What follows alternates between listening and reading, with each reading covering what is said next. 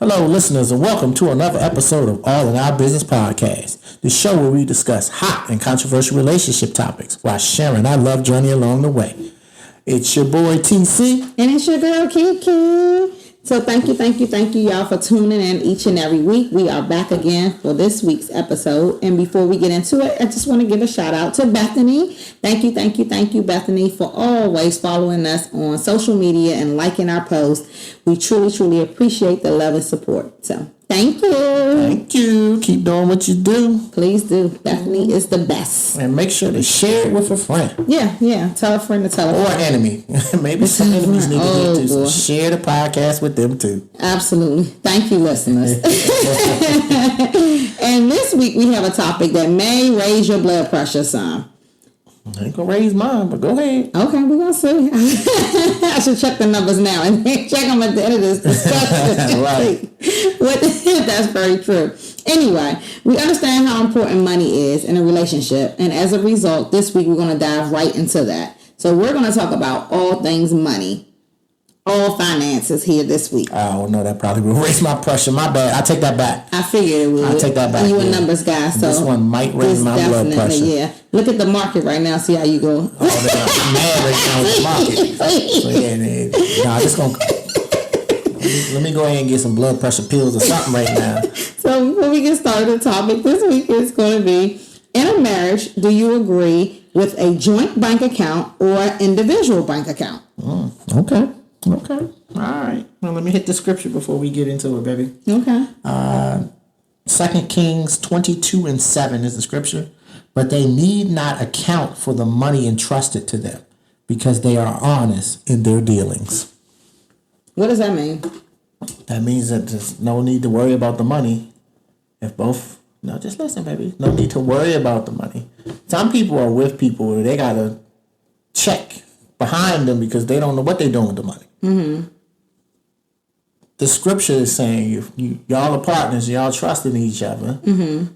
There's no worrying about the money. The money's going to be there and it's going to be fine because both of y'all are honest when dealing with the money. There's no issues. Now, when you got somebody who's disloyal or untrustworthy with money, that's a different story. So, all right. Well, we're going to talk about it because I got some questions. Okay. Oh, yeah, I know you got 400 questions, and I don't have 400 answers for you. Maybe 399. I might not be able to answer one of them. You can answer them all. Mm-hmm. Okay. So let's start off. Let's just kick it off. Mm-hmm. Do you agree, joint accounts or individual accounts? From my previous marriage, I believe in a hybrid. And that's how I'm going to call it. No, that's an option. Mm-hmm. I believe in joint accounts for the bills, the mortgage, the car notes, all of that. Mm-hmm. But I still believe that you are individual. And I know for me, my first marriage, we did a hybrid. And it worked pretty well. She had her money, I had mine. Mm-hmm. And I was able to do things that I wanted to do with my money. And she was able to do things that she wanted to do with her money. And it didn't always feel like, I'm giving every dime that I'm making to the household, and I don't have anything for me. So y'all had a certain amount. Y'all both had a certain amount that went into your individual account. Was it both the same amount? Like, for example, she got 100, you got 100. No. So we already at a disadvantage. Hey, no, we're not, because why would one person get more money than the other person? Because that's how we did it. I didn't have no problem with it because I was the one getting the less amount of money because it didn't matter to me. Go ahead. And I don't have no problem with that. And we've had this conversation. I don't have a problem with it being the same, equal. It don't matter to me. I don't care. My money don't really matter to me like that. Yes, it does. No. You're trying to sit on here and sound like, no, but yes, the way you glued to that daggone iPad every day, looking all day long at them stocks and the numbers, you can't sit here and tell me today, baby, but that's me. Keep in mind, you don't use a lot of money. But that's my money. That I don't even touch that. No, you don't touch it, but what I'm saying is still important to you. Yeah, because I gotta make sure I'm not losing. Right. That's the last thing I'm trying to do. So the same thing happens with having your money. You want your money to get your hair cut. You want your money to buy whatever you want. I would beg to differ to say for you, just knowing you don't necessarily spend a whole bunch of money every day. Like you're not going on Amazon, have to buy things. You're not going out to the store having to buy things. So you may feel like you don't need as much money when it comes to your weekly or bi-weekly allotment or something like that. And we can, and this is just a discussion, of course, we can go about how the budget is allotted because I'm not a female. I know you got to get your nails done. Your hair done, that's $300-$400 then your nails $60, $70, $80 every time you go. No, I'm just you're right. So I just gotta get a haircut. Right.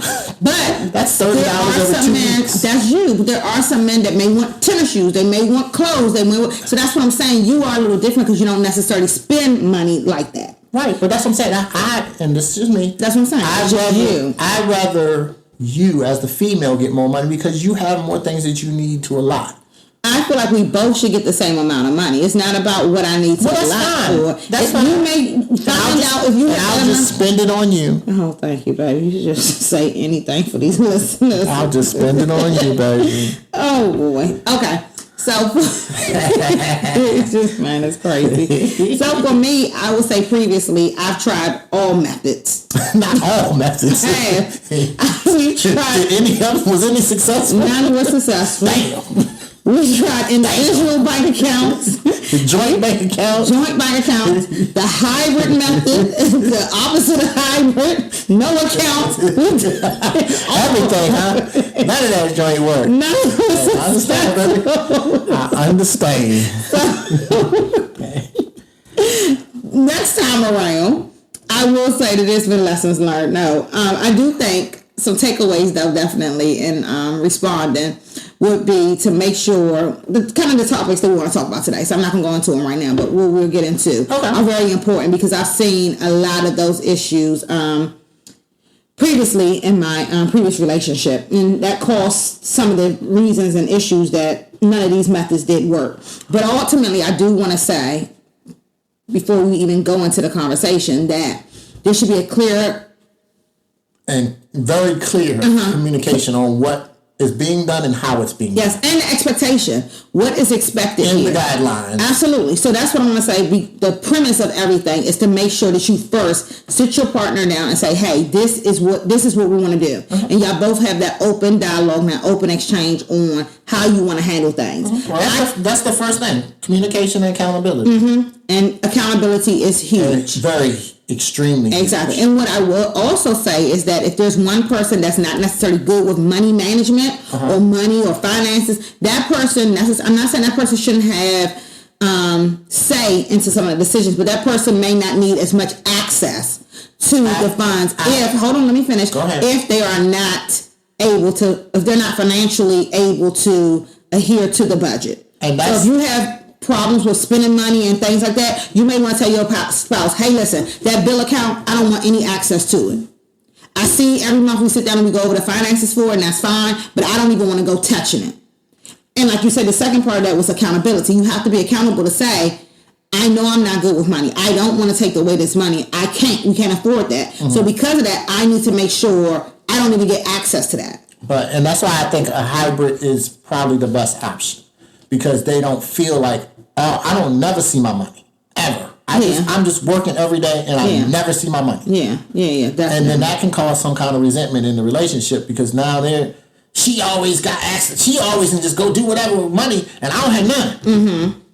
But no, you don't want anyone to feel that way. I don't want to feel that way. And that's why I think the hybrid is probably, well, not to say it's the best, period, but I think for us that will probably be the best option. No, for us it's going to be individual, because I can see you now. What am I going to do?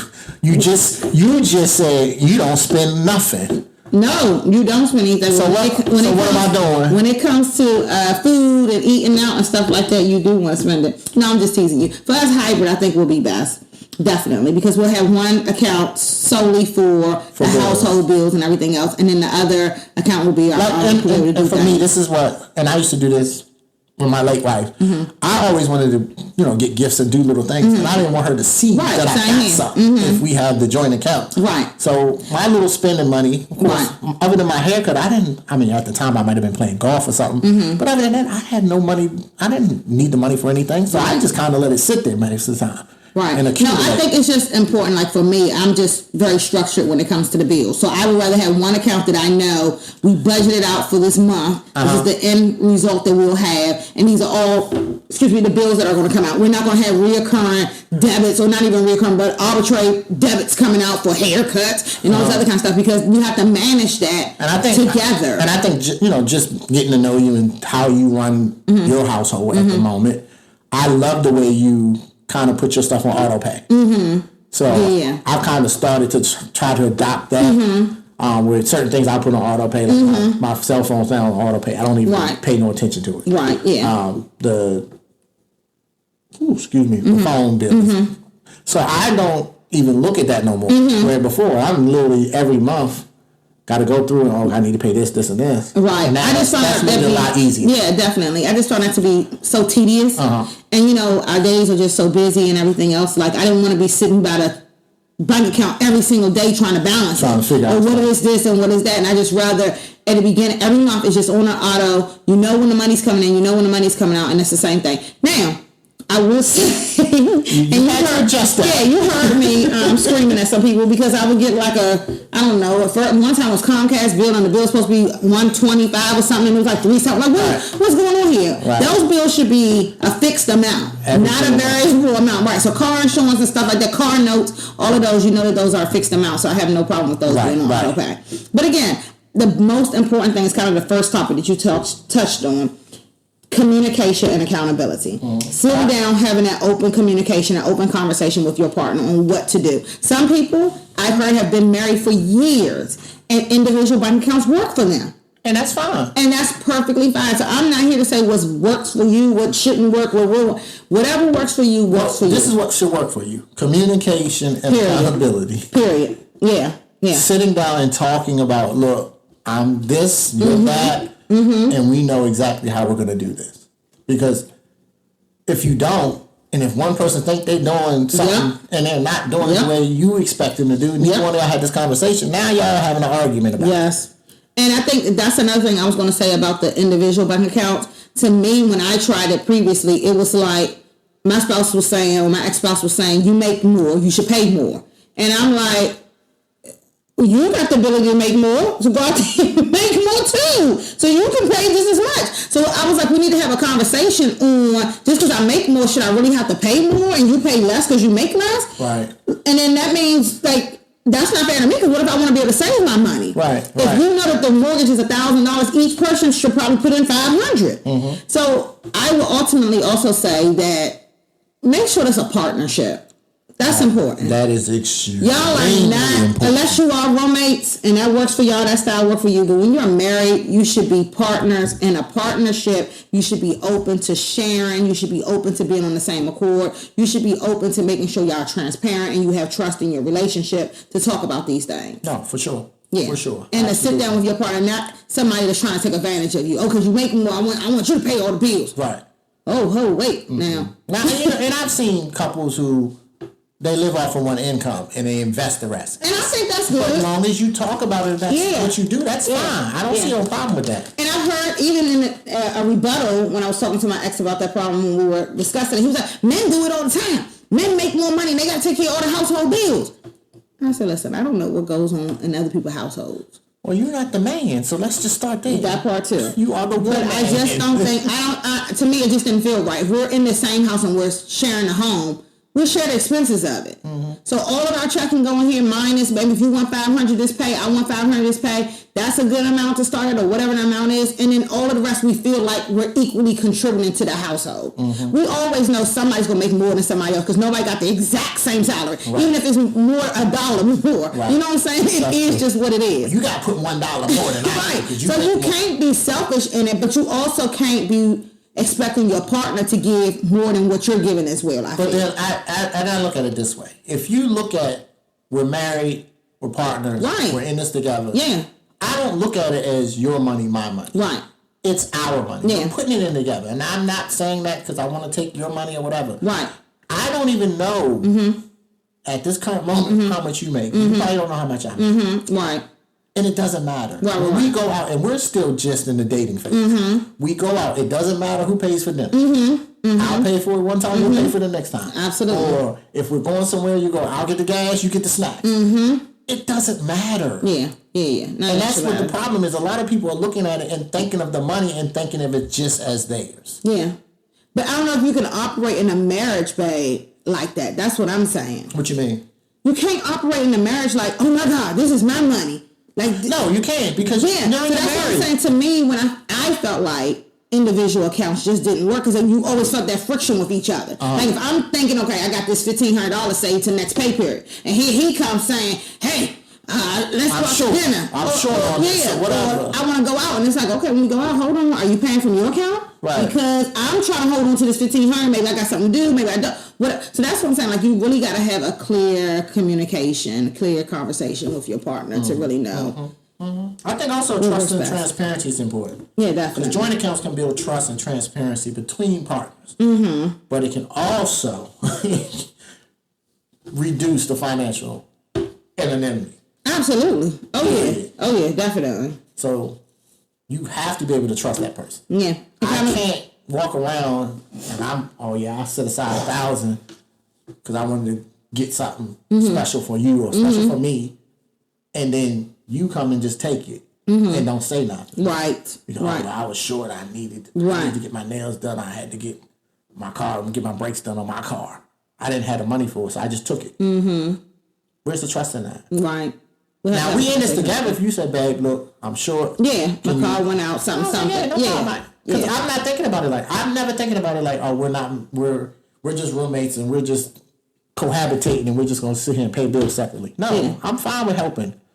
I don't have no problem with that. Yeah, likewise. Yeah. Also, expense management. Couples who share expenses may find joint accounts useful for tracking expenses, tracking spending, and managing their finances together. I think that's really important when y'all trying to achieve something. Like when you have a goal. I was talking about marriage. The wedding. Wedding. Getting married. We're talking about buying a house. All of that. Put it together. We can see exactly what we can do together. And now it's speeding up the process. Yeah. It's not me, I only put $100 in every week. Right. Whereas we both can put $200 in every week. Now, we did 1 week what we probably would have did in a month. I would have did in a month by myself. Definitely. So now we're speeding up the process. And now we see the rewards. And I think we talked about this the other day where you was like, babe, you good at this trading stocks and stuff. What if I gave you X, Y, and Z? Could you flip it and turn it into something? Now, that's not something I prefer to do. Right. Because I don't want to feel like I'm responsible for your money. Right. But if you trust me enough, I ain't going to lose your money. I'll flip it and then we can do whatever else we need to do with it. Right. Yeah. But again, I think a part of that is knowing your strengths and weaknesses. And we talked about that as well. And I've said, if we literally, it was like a few weeks ago, we went to Walmart. I was doing an event. And before the event, you literally gave me an itemized list. You said, what's the menu? I gave you the menu. You gave me an itemized list of literally every single thing that we needed for the event. And I'm like, down to the forks, huh? Like, what? And $1.99, and you had everything itemized, and you went and did your market research and everything, had everything itemized. I'm sitting here looking like, so you was like, yeah, the exact total would be like $1.99, something, some change. Then you take me to Walmart. We get to the register. I saved $10. Yeah, I was like, what the? I got it down to $1.80. And so I was teasing you, but I was being serious. I was like, if you need somebody to stay on budget, and you are the budget person. Me, I don't see that. Now I got $200 for this event. I'm just thinking, go in the store and get all the stuff that you need to get. If you go over the $200, okay, you went over the $200. We'll adjust for that later. You're like, no, you don't need to. We have this whole budget. Got the whole budget. So good. I say that to say that you should know your strengths and weaknesses in a relationship, and especially when it comes to finances. If one person is more financially knowledgeable or savvy, kind of like you, we talk about this all the time. You know a lot, and you stay on budget. And you had that.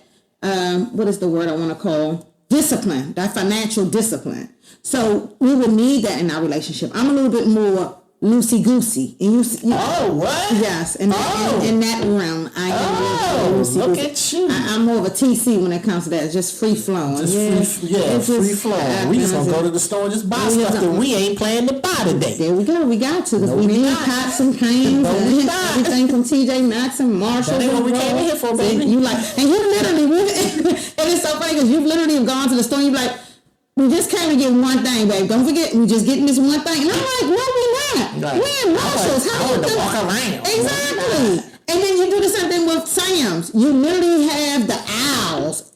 And you know exactly what aisles to go down and get the stuff, and you come right on out. 5 minutes, baby. I ain't in there long. So, anyway. The longer I walk around, the more I'm going to spend. So, I'm getting in and out. The younger me probably like, what kind, man? The older, more mature now me, like, I need this. Right.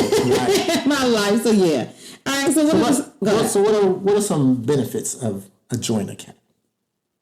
I would say benefits is transparency. Everybody knows what's going on. Mm-hmm. I feel like a huge downfall to not knowing what's going on is that anything can happen in this day of time, right? Mm-hmm. And kind of like what happened with you, your spouse left abruptly without you knowing or being able to prepare for it. Uh-huh. If you didn't have a joint account, you wouldn't know what bills, what mortgage, what anything, and then that's all dumped on you at a quick second, and now you're like, hold up.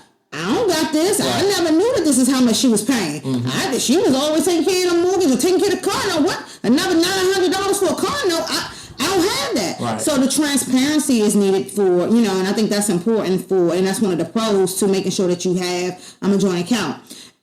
And then another disadvantage I was just going to say was that a lot of people aren't knowledgeable about those things, about some of the finances that are going on. And I see that a lot more so with women. They say that their men are leading the household. They pay the finances. They take care of everything. And they don't know nothing. They have no idea. So they don't have a joint account. Don't know who the mortgage company is. Anything. So God forbid something happens. Policy, they don't know nothing. None of that. And God forbid something happens and you sit there looking like, I don't know. He handled all of that. Right. So and I think that's a part of the transparency. And that's why I think to me it's important to have a joint account. Mm-hmm. Truly. So access in case of emergencies. That's what I would call that. Yeah, access in case of emergency, but not only in case of emergency, just so I can know. Right. I can't live with you and we got a house and I don't know what the mortgage is. That's true. Am I your wife or what am I a secret? Like what is this? Right. Even if you are paying it. I appreciate that 100%. If that's the agreement, you're paying that bill, that's good. But I would still want to know. Mm-hmm. Yeah. And what happens if you lose your job? God forbid. Right. Like the market right now, where the government shut down. I'm not working. So what if we were married and then I'm like, I always paid the mortgage. And you're like, we got a $3,000 mortgage and I didn't know that. And how am I going to... I thought it was 15. Right. How am I going to pay? But okay. Right. We have to do what we got to do. So no, you need to make sure that y'all are transparent. And even if you do individual accounts, still make sure that you're transparent about what's happening. Definitely. Yeah. So the cons to having a joint account, though, you were asking the pros and the cons. So the cons to having a joint account is that you both have access, and if one person isn't good with the management of money, that can cause issues. Yep. Shared liability. There you go. So what am I supposed to do? If you're swiping the card because you feel like you go out here and you work and you're supposed to, and you see money in the account, and I'm supposed to come back and be like, hey, babe, you didn't tell me you were going to swipe the card? Right. Like I'm not allowed to go pay for something. Right. You're going to be like, hold up, this is my money I put in the account too. Right. So again, I think that goes back to communication. Mm-hmm. Mm-hmm. I think loss of privacy. I know people say that. They don't want their partner seeing what they buy. Especially if it's something they ain't got no business doing. That happens. Yeah, but I think also... I mean, I can understand that because I'm very private. Even when I was married, I still like my privacy. Certain things I just want to still have to myself. Mm-hmm. So I do feel like I can understand that, but I think maybe as a compromise, the individual account can come to play for that. Right. You have your own individual account, and whatever you want to do in your individual account is just however you handle your individual account. Mm-hmm. Yeah. Mm-hmm. I think another thing that's a drawback to a joint account, and this is more so when you're dating, if y'all do this, if people do this, which some people do. Mm-hmm. If y'all break up, the complexity of the breakup is just a problem when you have a joint account. Yeah. Because now there might be cases where you have to go to court. Yeah. To go, we put this amount of money in this account. Mm-hmm. I want my portion back. Mm-hmm. Nobody wants to have to go through that. Right, yeah. Nobody wants to have to go through that. Well, I wouldn't recommend those. I wouldn't recommend it for people dating, but even if you get married and now you get divorced, you still have to go through that. Yeah, I mean, but that's what's going to have to happen. Right. You're going to have a, And they try to make it, it should be divided 50-50. No. What if I put 75% in there? Yeah. Or if I put 100% and he wants all of it? Yeah. Or she wants all of it? Come on, it don't work like that. All right, so what's some benefits of separate accounts? One, the most important probably for people, financial independence. Mm-hmm. It's your money. Mm-hmm. You do what it as you please. Right. Plain and simple. Yeah. Less conflict. Definitely less conflict. You don't have to, go back and forth with somebody else about what they doing or something like that. And I think just protection from individual assets. So if, let's say I'm getting sued by somebody, it doesn't bother you. Right. It doesn't bother you at all because we have separate accounts. They're suing me, not you. Right. Okay. And then drawbacks of separate accounts. I think just dealing with day-to-day bills are difficult if you're doing everything separately. Yeah. Because you go, I thought you was paying the electric bill this month. Right. Yeah. And now the electric bill ain't paid. Now they ready to turn the joint off. Right. Now I heard one couple tell me that they do individual accounts, separate accounts, but every month her husband, she tallies up the bills and she go to her husband and tell her husband, okay, this month the amount that I need from you for everything is $2,000. Okay. So I was like, okay, and he give you the $2,000. She was like, yeah, cool. So I said, okay, so what happens with grocery bills? That's not a consistent amount. Right. That's not a fixed amount. Right. So how do y'all handle that when every month you're saying that you go out and you buy groceries for $1,000? So she was like, yeah, well, when I want to go out, I'll just tell him, I'm about to go out shopping and just give me $250 or something like that this time. So I said, well, what about the kids? They need new clothes, new shoes. Yeah, I'll just go to him. It just really depends. Sometimes I may just pick it up in my car or whatever. And I was like, to me, that just seemed like more chaos than that's not what it needs to be. Not enough structure. But again, it works for them. Yeah, whatever. And they've been doing these things for years, and it works for them. So I said, hey, listen, it works for you. If you like it, I love it. Mm-hmm. So something like that. Definitely. Something like that. So I do feel like, and I think we both read that one of the top 3 reasons marriages end in divorce is due to finances. Mm-hmm. So how do you think that can be avoided? Communication. Very strong communication about what your expectations is as a married couple. Mm-hmm. How you want to handle these bills. How you want to handle life in general. Mm-hmm. So previously, since y'all did the hybrid method, what did you and your wife, or how did you and your wife manage the bill account or the joint account? The joint account, we both did our direct deposit and went straight there. Okay, so who had the conversation with who, or was there ever a conversation with what will be taken out of that account every month? So did y'all do a financial, like y'all go over a budget weekly? Yeah, so I would do a budget. Probably was, at that time it was monthly, so I would do a monthly budget. Okay. Did you include food in that budget? Yeah, everything was included in there. So here's what we expect. Here's our paychecks. Here's what we, because the paychecks are pretty much the same once you start working. Right. Unless, like me, I had a part-time job, so that was a little different. It would fluctuate, So your part-time job, did you put it in that account or you put it in your individual So normally account? the part-time job was just my play money, as I used to call it. So she got a part-time job and work, that can be her play money. If that's what she had, yeah. Okay, keep going. And then whatever we allotted, and of course I made more than my wife. Mm-hmm. So we just agreed on what we call it allowance would be every month. Mm-hmm. Got it. Okay, and for me, I didn't, like I said, I preferred to give her the money as opposed to me having it. So I didn't care about that. Mm-hmm. So my play money is what I literally lived off. Mm-hmm. Got it. And yeah, you're real structured like that. And then I would just, whatever she needed outside of, our joint account, go ahead. You do what you do. Okay, so a few questions. Go ahead. So with this joint account, and you came up with the budget, you said, here's the budget for the month. Uh-huh. Who managed that account every week or every whatever time to say, or make sure the bills were getting paid out of that account? Me, because I was the one who did the budget. So when you went back and you told her, hey, we had to make an edit, or we got to change something, or we need more money, then y'all would sit down together and come up with the resolution? Most of the time, yeah. Or most of the time, not? Most of the time, yeah. Or what? Most of the time, yeah. Mm-hmm. And I'm saying that in the sense of my wife was not a numbers person. So she was, okay, you just tell me what it is. She just wants the bottom line. She wasn't. Okay, so what if we're short $500? Then we're short $500, and most of the time I just be like, okay, let me figure this out. Going back to her was kind of useless. No, I'm just being honest. Because that wasn't her thing. She didn't really worry about that kind of stuff. So. What do you mean not worry about it? You have to worry about it if it's the money, right? Some people don't worry about it. What do you mean some people don't worry about the money? Some people don't worry about money. They don't sit there and think about it like that. Oh. They just go, oh, well, this is what I have to spend? Okay. No, I'm just being honest. I'm not saying that's how she was, but if somebody tells you, oh, you got $500 to spend, yeah, regardless if now we $500 short, and I go, well, we $500 short, you think you can give me back that $500? Yeah. They like, nah, I'm gonna go ahead and spend it because this is what you told me I could have. This is my allotment. But there's times you have to make adjustments. And there was times I had to go flip something, trade some stocks that I was planning on keeping. Right. There was times I just had to do things like that because it was more so important to make sure we were good, regardless of what I had to do. And it didn't matter if I had to go back and tell her because she was like, oh, okay. How you gonna fix it? So you think there are a lot of marriages that operate like that? I'm sure there are a lot of marriages like that. I have friends who have separate accounts. But I mean, I'm okay with separate accounts if they work. I think there's separate accounts in the sense of this is how we handle it. So the one person could be short on stuff and the other person ain't even gonna know.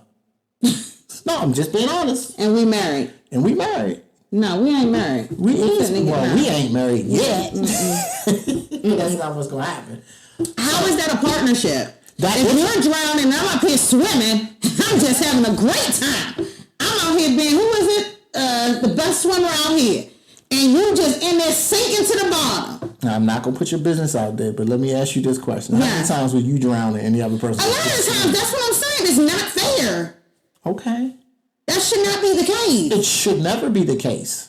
There shouldn't be partnerships or marriages out here when one person is just enjoying and the other person is like, oh, I don't know how we're going to even get food tonight. Some people, that's not their concern. Yeah, oh, okay. They don't want it to be their concern. No, they don't. Yeah, but that's the problem. But luckily for us, we've had conversations about this and we already kind of have an idea of how we're going to do it. Now, of course, we haven't done it yet, so there'll be a learning curve when we do it. Yeah, and the hardest part about it is that you don't listen to me, so we already know how you want me to listen to you? When I tell you, when I go to TJ Maxx right now? Yeah, that does sound you good. furloughed and you want to go to TJ Maxx. Does that make sense? That sounds good. It sounds great, right? I done had the big smile on my face. Right. Y'all ready?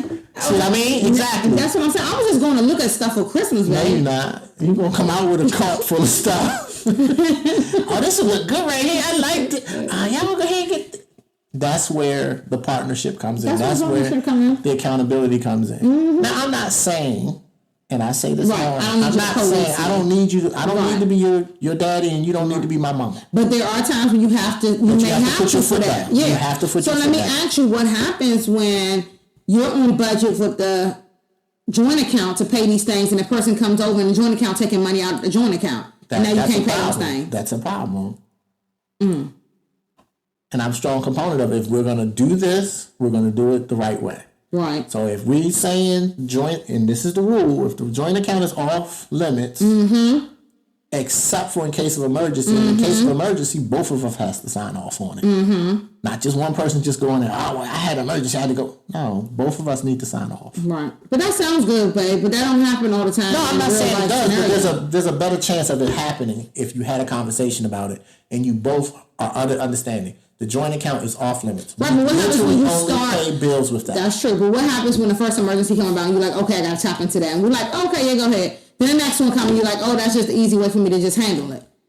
Then you ain't listen. What do you mean you ain't listen? No, that means you didn't listen to what is going on. If that's the case, then we need to sit down and have another conversation, and maybe we need to adjust the budget. If now we're falling into emergencies every single month, every single 2 weeks or whatever. Right. We need to adjust the budget. Right, got it. Accordingly. Okay, so how often did you have your budget meetings? I would try to have them every 2 weeks. But at one point it was only once a month because... No, I'm just being honest because my wife didn't care about that. I would send her the spreadsheet and say, we need to talk about this later. Here's what we got going on for the next month. Yeah. And she'd go, oh, okay. And never look at it. So would you put the kids' clothes in there? Everything would be in there. Really? Whatever I needed for that month. Yeah. Like if I know school's about to start, I would put a certain amount of money in it for school clothes, books, blah, blah, blah, blah. Oh, that's good. So what about like home repairs or home improvement or something like that? That's more of an emergency, but okay. If you're a partnership and y'all working together, y'all have an emergency fund too. Mm-hmm. There's money set aside that nobody's touching, and it can accumulate. Mm-hmm. And then when something really does come up, like I don't know, hot water heater blows and you got to get one, then you go do that. Right. Gotcha. But that's an emergency fund. That's part of budgeting. So if I say, every month we're going to set aside $200. I see, for the emergency fund. For the emergency fund, that goes in and we don't touch it. Okay, right. I like that. So now it's accumulating every month. So by the end of the year, if we haven't touched it, we got boom, boom, boom. And if we need to do something, I say we want to, we've been good, babe. Mm-hmm. We got $5,000 in the emergency fund. Mm-hmm. Take a trip. Mm-hmm. We're not going to deplete the whole thing. Right. But we can take a trip and still have an emergency fund. Right. So ideally, that's how it should happen. That's how it should happen. And ideally, both people should sit down and have those conversations at the budget meeting. Understanding, because now you're working towards the same goal. Right. I see. That's what the partnership is. Right. I'm not the only one trying to save money. You're trying to spend it. Because now we conflict. If we're both on the same page, we're both saving money, what's wrong with, we set aside this amount, we got $10,000 at the end of the year. Let's go somewhere for Christmas. Absolutely. Right. So we both get the benefit of it. Right. So is this a topic that should be discussed prior to marriage? Most definitely. And we know this from the Marriage Guides Way class that we took. That was one of the chapters. Yeah, we sat down and we went through everything. We went down our budget, everything. And it's extremely important because some people spend money differently. They do. Not some people. Everybody spend money. No, they do. I think. Yeah. And me, I like to save my money. I like to keep my money. You do. Or I don't like to spend my money on stuff. Now, I will invest my money. That's true. And for you, the first time you saw me doing that, you were like, what you doing? You put $2,000 away? Yeah. You just put $2,000 in the market and you can lose all of it? Yeah, no, that ain't. Yeah, I could, but then I could also double it or triple it. And then what?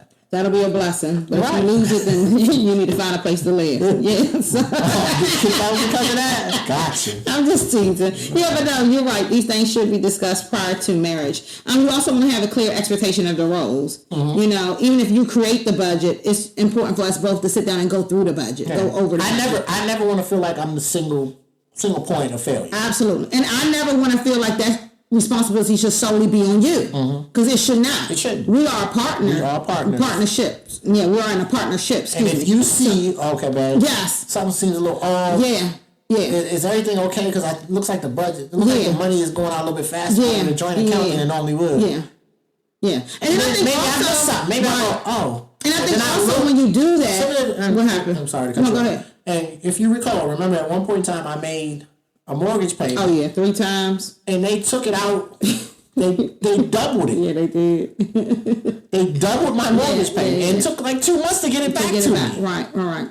Yeah. But you can go very quickly, babe, why is the account down lower than it normally is? No, but remember you were at an ATM one time and you printed out a receipt or something. You was like, I'm missing this amount of money. Right. And I was like, how do you know you're missing this exact amount of money? And you're that good with numbers, I don't even understand it. You were like, I know that I'm missing this exact amount of money. I was like, oh, okay. Like, that's not me. Mm-hmm. And I would have to sit there and you had to sit down and go line by line. I don't know what this is. What did I buy here? I don't know. Okay, TJ Maxx, Marshall, Starbucks, 1,000.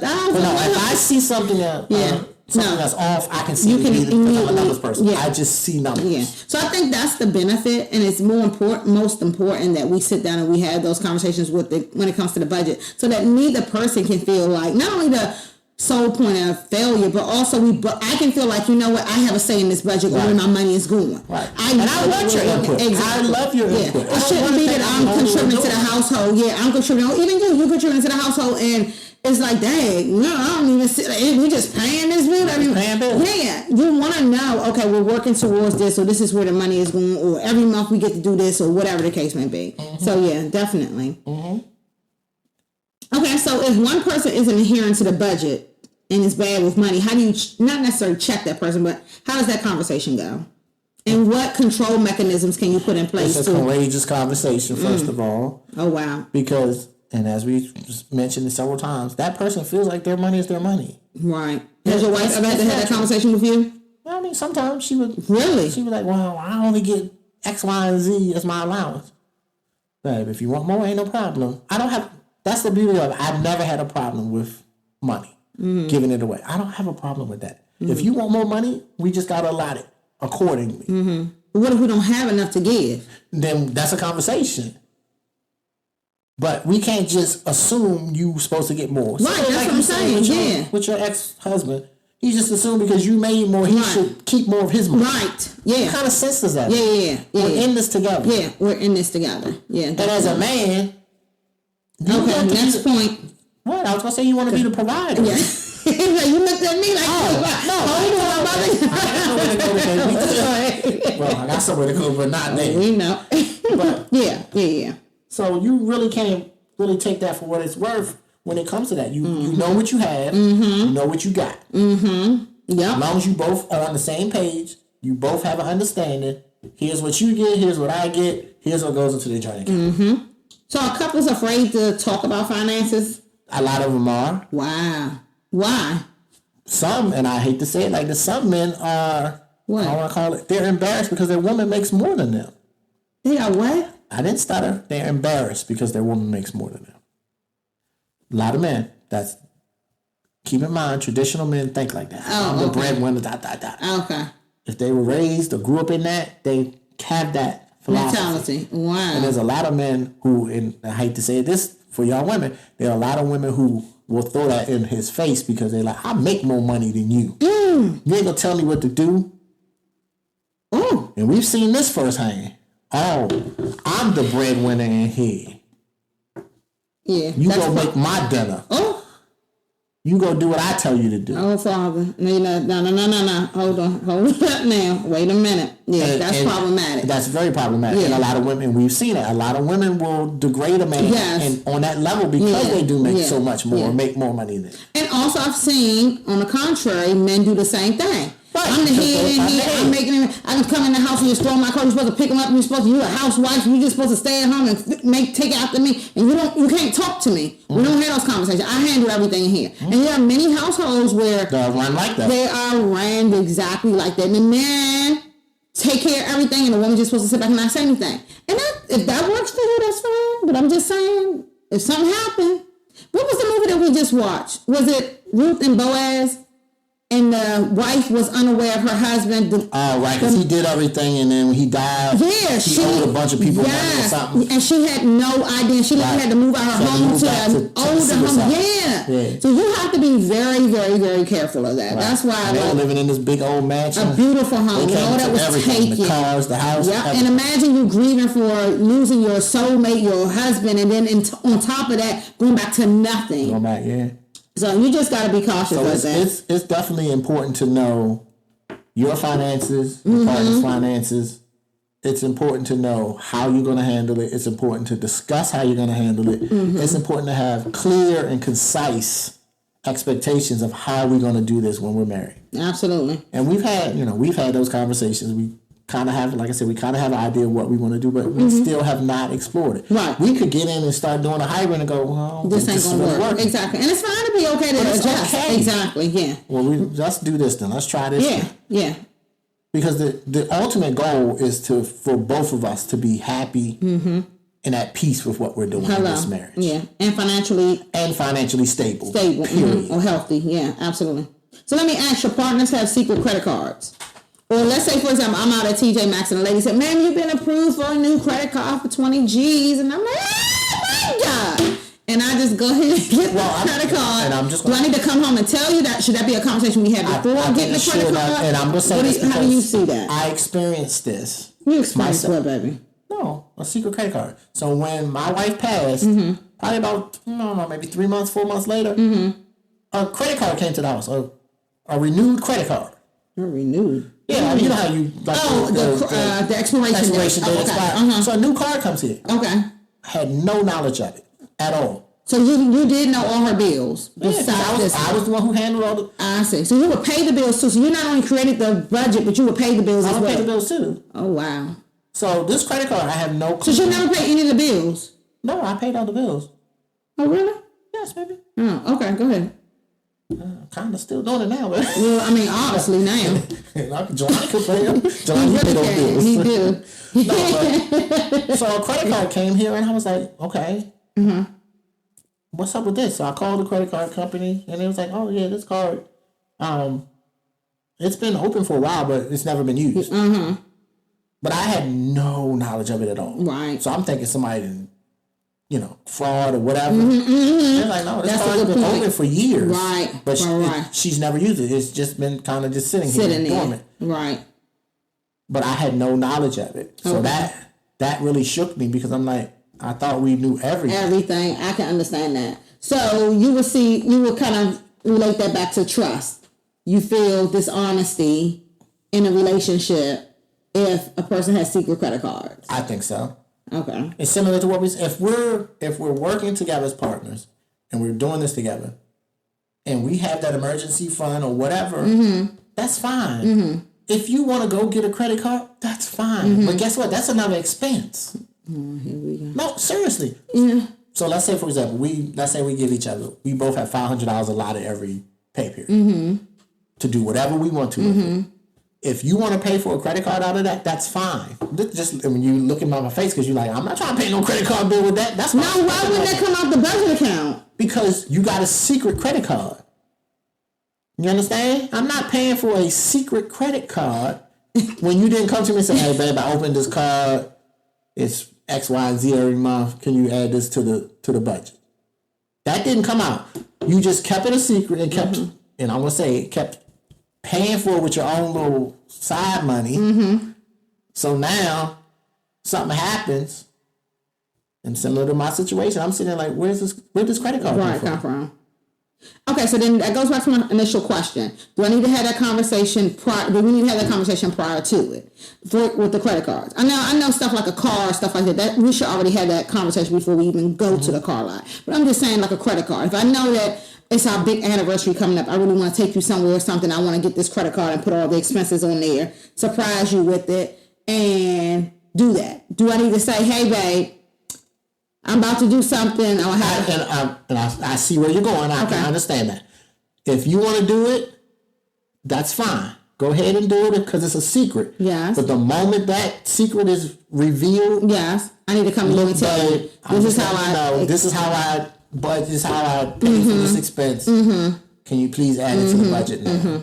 I just wanted to surprise you, and I know I just didn't have enough side money to do that on my own. Right. Okay. And we're gonna pay this trip back, and the card will just be there. Right. Or I can use it again. Right. No, you can. Right. I have a problem because now I know. Now I know it's a card that you possibly you just feel like you don't want to be blindsided. I don't want to be blindsided by any accounts or anything that's open. No, I understand 100%. I understand 100%. Like, and we're not even married. Yeah. And you saw I got a little money. And I was like, babe, I'm just letting you know I'm going to put about 2 G's in the stock market. Yeah. And you looked at me like, oh, you've lost your mind? You know what you can do with that 2 G's? And I said, yeah, I can turn it into 10. But that's the truth of the matter. But even, we're not married and I sit there and told you that. You did tell me. I could have very easily just opened it and I said nothing to him and just cool. You did. But you was like, oh. Me high blood pressure, so I understand. It was for me. I understand. Okay. All right, well, lastly, should married couples combine bills? Married couples combine bills, yes. Should unmarried couples combine bills? I don't think so. Oh, okay. Because I look at if you're just dating, you're still an individual. Like we don't combine. We don't have any combined bills. Right. Yeah, we don't. I don't know what your bills are. You don't know mine. Right. We don't have any combined bills right now. Right. Yeah, we don't. Now, the only thing we do combine, and it's not really combining, but... We combine. No, we combine, yes. Yeah. But I'm saying when we go restaurants and things like that... Oh, right. We alternate. It's not, I'm the man, I'm going to pay for everything. Right. No, sometimes you pay for the bill. Yeah. Sometimes I pay for it. Same thing with trips. No, most of the time I do pay for dinners most of the time. I pay for most of the you do. dinners. Probably around 99. Yeah, when we do go out, I normally do pay for most of the dinners. But there's times where you go, babe, I want to do something special for you. And you just do something. Yeah. And I'll be like, oh, okay. Yeah. No, you do. And I never sit there and ask, like, I'll put gas in your car. It's no problem. You will. Right. And we're not married. Right. I'm not obligated to put gas in your car. Right. If I'm in your car, and I get to a gas station, 9 times out of 10, I'm going to go ahead and pay for it. Unless, maybe I'm short on money that time when we get there. Right. Other than that, no, I'm good. Right. No, yeah, you do. Because I'm trying to show you I can be your man. Oh, you are my man. You ain't got to try to show nothing. I'm going to continue to be that, too. All right, get to the quickie, because this is a good quickie. All right, so, the quickie we got for y'all this week is crazy. So, if we are engaged, so me and Kiki are engaged, she hits the lottery for $5 million. Yeah, I'm talking about 5 rack stacks and everything else. She coming with it. She got that big money. Speaking into existence, baby.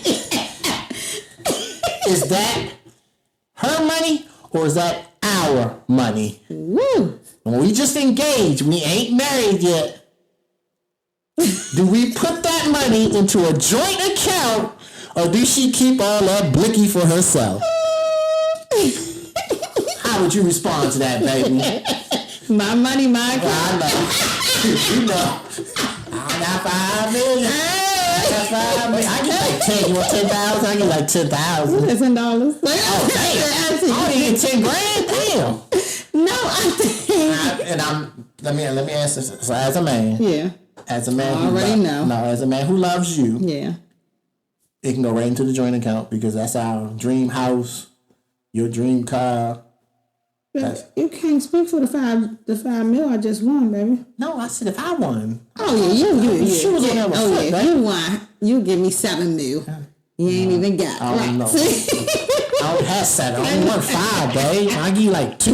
Yeah, no, that definitely. We're engaged, and literally our next step is secure. Oh, we already have a date secure, kind of like what we already do now. So let's just say if I went out tomorrow and won the $5 million or whatever the case may be. Let's make that happen. It's going to happen. Okay, yeah, there we go. So it's all going, or not all, but since we're going to have individual accounts, you'll get your individual, I'll get my individual. We both have the joint family account, household account, right? And we good.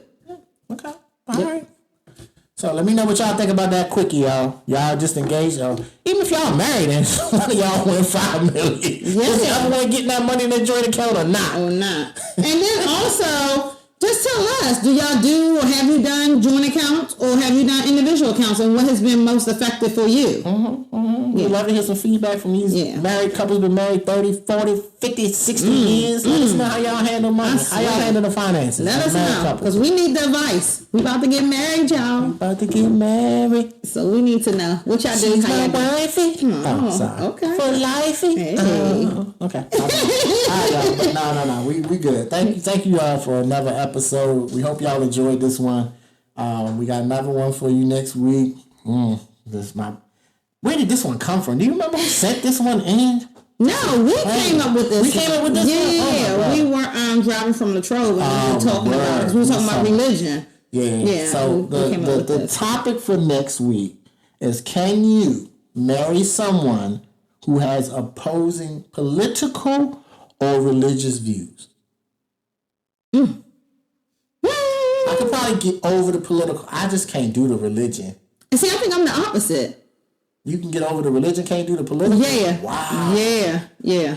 Because politics are politics. That doesn't change who you are as a person.